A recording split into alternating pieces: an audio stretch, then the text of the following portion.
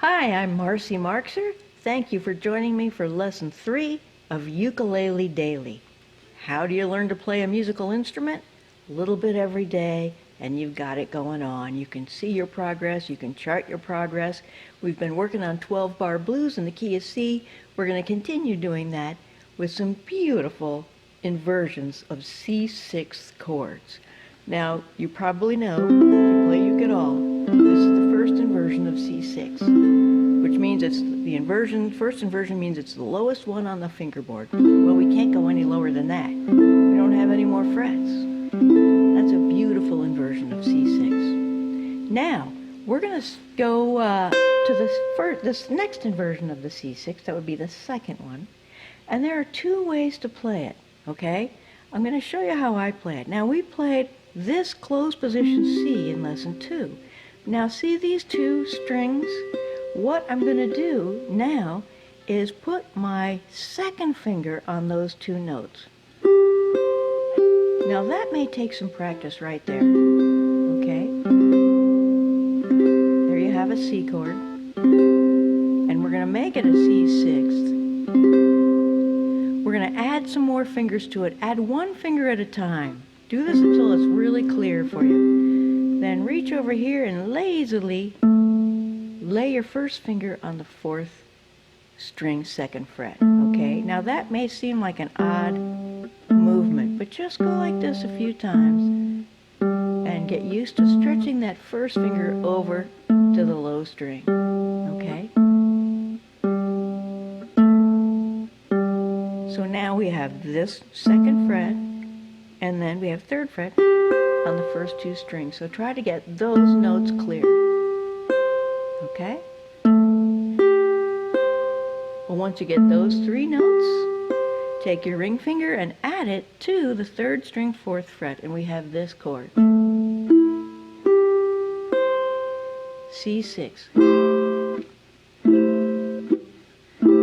Take your time. Roll this video back if you need to repeat any of those steps. And don't feel bad if this one takes you a while. It's worth practicing this position because it's a beautiful chord. Now, if by chance you practice and practice and practice and this doesn't show signs of improvement, here's what you can do. Keep your first finger where it is. Use your second finger on the 2nd string 3rd fret, your ring finger on the 1st string 3rd fret, and your pinky on the 3rd string 4th fret. Same chord. Involves pinky work. Okay? I much prefer this one after working on it for a while. I thought that this one was good, but my hand really likes this position. Okay? So far we have two positions of C6. We have this one, and we have a closed position. Open, closed. That's a great way to practice. You might even think of writing a song with those chords. Now we're going to go to the 3rd inversion, okay? And that's as far as we're going to go. We're going to do 3 C6 chords. That's going to be plenty to keep you rolling on the blues.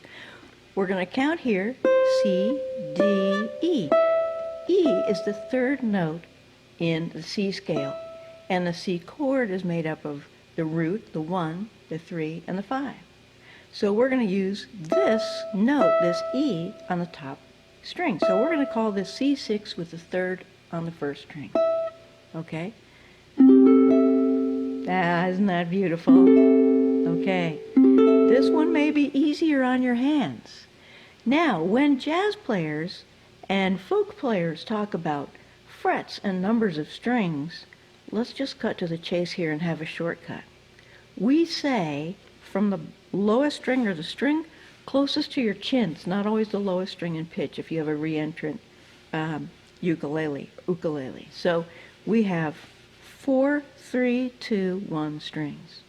So what we're going to say, if I have a position like this, I'm going to say 5, 7, 5, 7.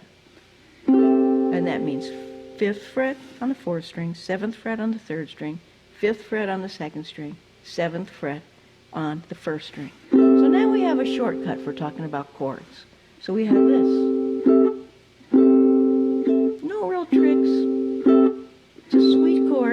there's one open fret in between your first and second fingers and your ring finger and your pinky.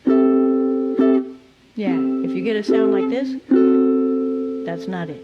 Okay, that was a diminished chord. We want this.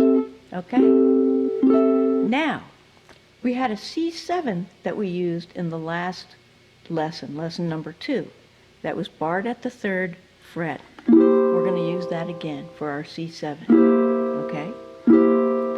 Now we're going to get really fancy. Instead of F7 that we played in the second lesson and G7, we are going to play an F9 and a G9. Whoa. Now, that sounds really impressive. I have to tell you, it's a really easy chord to play, and there are 2 ways to finger this chord too. One is with your first finger on the 2nd fret of the 4th string, and with your other 3 fingers on the 3rd, 2nd, and 1st string, all on the same fret. So now, if I call out the frets, 2, 3, 3, 3. All right, now if that's the F9, remember when we had that F7, we moved it up 2 frets to a G7? We're going to do the same thing. F9, F sharp 9, G9. Isn't that sweet? That's a great chord. Okay, now let's see, we've got our C6 chord. We have our F9 chord. Just review the blues progression while we play. C6 or C7, F9,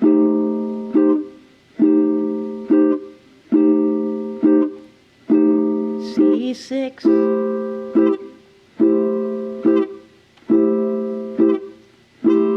G9,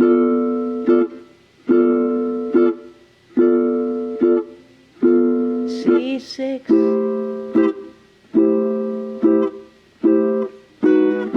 okay, great. Now, we're going to play this with our backup tracks. We're going to play, just strum the 1 if you want to. Now, you know how that works. If you strum the 1 beat of each measure, you've got a lot of time to get to the next chord. So take your time. If you want to strum like this, that's great. If you want to go like this, ooh, I'm not sure of those chords. 1, 2, 3, or if you want to do this for effect, you got a lot of time to get back there. What's the next chord? C7. Okay. I'm going to start like that. Here we go. In fact, I'm going to play this through 3 times. The first time through, I'm just going to play the 1 beat of every measure. The second time through, I'm going to play the 2 and 4 beats. And the third time through, I'm going to strum 4 strums per measure. Okay? Just follow along. 2, 2, 3, 4.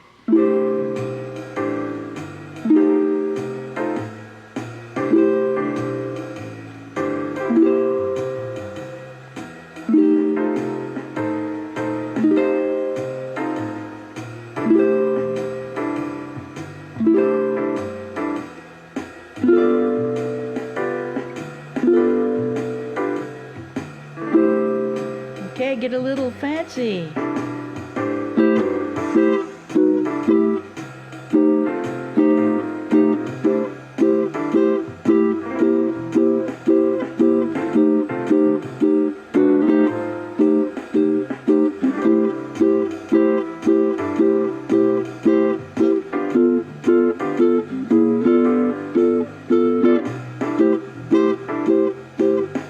Play whatever you want here.